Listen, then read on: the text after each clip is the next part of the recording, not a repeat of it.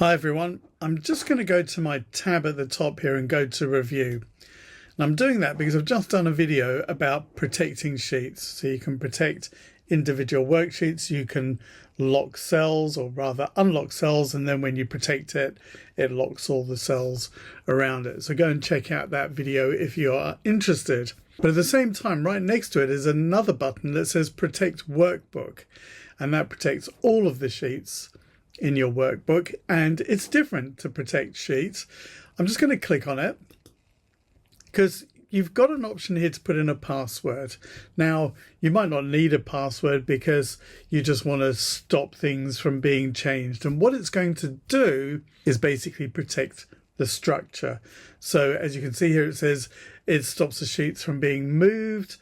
So you can't move them around, so you can't drag the little tabs at the bottom, you can't delete them, you can't hide them, unhide them, or rename them. So you might have some hidden sheets with formulas and lookups and all sorts of things like that, and you don't want people messing around with it. So this is very useful. Now, if I just do this and go OK, you'll see down at the bottom here, I now can't drag it. So if I right click at the bottom, you'll see I can't insert sheets, move or copy, and so on.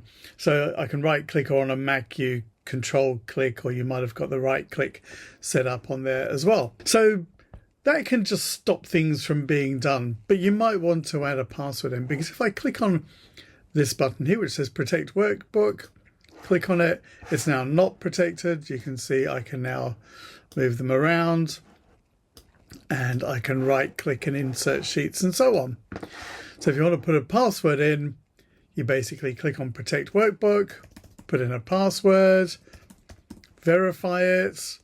Hopefully I didn't make the same mistake twice, because there isn't a way of getting this back. You know, sometimes on a website or something, you can press a link that says forgot password and then it will send it to you. This doesn't do it. Okay, so I'm just going to click on OK there. Now, if I want to unprotect it, I have to put in the password. Boom, thank goodness I got that right. So hopefully you found that helpful. Go and check out the video about Protect Sheets as well. And if you do like this, please do like, share and subscribe, and come back for more.